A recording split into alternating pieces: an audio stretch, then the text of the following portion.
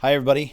Just wanted to review the reading for today, which is like half of that third lectio, and then maybe I'll have a separate video to go over the exercise that I assigned, the first 8 questions of it, I believe. Exercise 11, I want to say. Anyway, here we go. Marcus says, "Certainly I was a bad boy, but from here on out, from this time forward, afterwards, I am going to be a good boy. I will always obey you, or I am going to obey you always. Never will I fight in the street, nor will I ever sleep in school. I promise this to you, father and mother. Believe me, mihi credite." Marcus confesses that he was a bad boy, and at the same time, he promises that he will be. This is, again, an indirect statement. That's why futurum esse here, not futurum est. He promises that he afterwards will be a good boy, always will obey his parents, and not ever will fight in the street, and not ever will he sleep in school. Okay, that which often he has promised before, up until this time, before this time, as you see over here.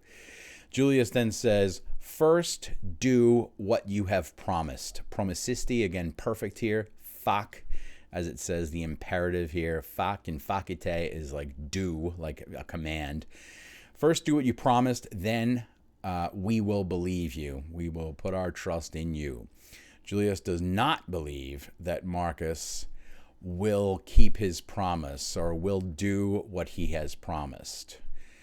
Factorum esse, again, this "you are" that's the sort of thing you want to look out for in the future. You are.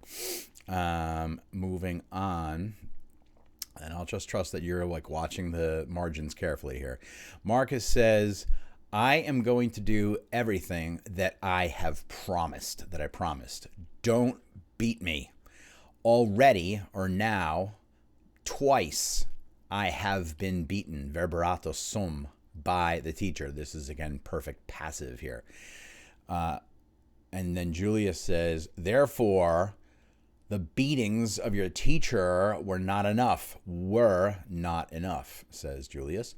Profecto, surely you deserved the beatings. You definitely deserve the beatings. Then, turning away his eyes from his son, he says, Go away from here. No, leave here from my eyes." And then he tells Davos, "Lead him into his bedroom, Davos, and close him in, lock him in." Includere is in plus claudere. So claudere is to close. Includere is obviously doing close or lock him in. "Afterwards, bring to me the key of his bedroom." Clavis, third declension, clavem here. Afterwards, after Davos has led the boy out of the atrium, the master says, all these things were done, facta sunt, because Medus yesterday left the house, and today today he couldn't accompany Marcus as he was going. Here you see iens and eontis. This is the present participle for ire, to go. So he wasn't able to accompany Marcus as he was going into school and returning from that place. Afterwards, from here on out, basically, post hoc, after this time, non sinam, I will not allow Marcus to walk sine comite, comes comitis, masculinum is qui comitator, a person who accompanies. So this would be a companion. Tomorrow, Davos will accompany him. So comitabitur is future and it's deponent, okay? So tomorrow, Davos will accompany him. He certainly will be eret, a good companion. Now we got this big sort of ablative absolute here. We come back to this issue again, this thorny issue of ablative absolute. Marco incluso. So as it says here in the margin, Marco ducto or Marco incluso, postquam Marcus ductus est, or postquam Marcus inclusus est. After Marcus has been led and after Marcus has been locked up. And that is the way Marco ducto and Marco incluso. As I've said before, you sort of, with these ablative absolutes, and I know, maybe some of you are still a little soft on it or whatever, that is, you add like a conjunction to it. So after Marcus has been led into his bedroom and locked up, Davos returns and says, Marcus has been locked up, has been closed in. Here is the key of his bedroom, or to his bedroom.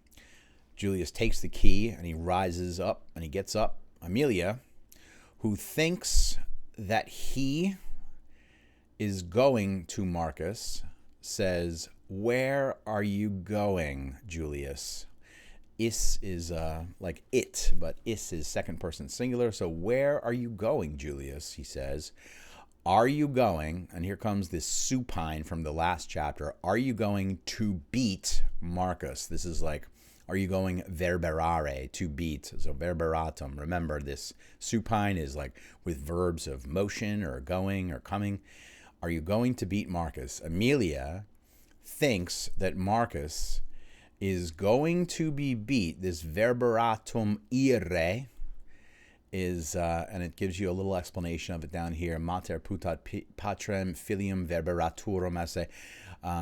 The mother thinks that her son is going to be beaten by his father is the same thing as the mother thinks that the father is going to beat her son. Don't beat him. I don't think that afterwards, from here on out, he will fight in the street, nor will he sleep in school.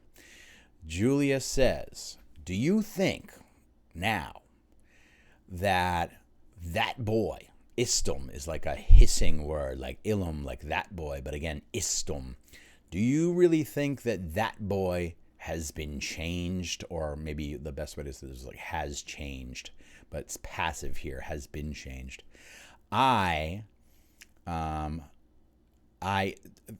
believe that he neither has been changed nor afterwards will he be changed. Mutatum ire, and again, follow this sort of example here. And quamquam heri a me semel verberatos est, although yesterday he was beaten by me once, and today twice by the teacher,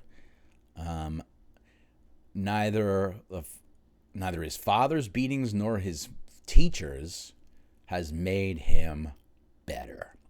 And that's the whole of the section that I gave you today. And I'll put up another video to just go over the answers for the first 8 questions of that exercise that I posted today. Okay, hope that was helpful.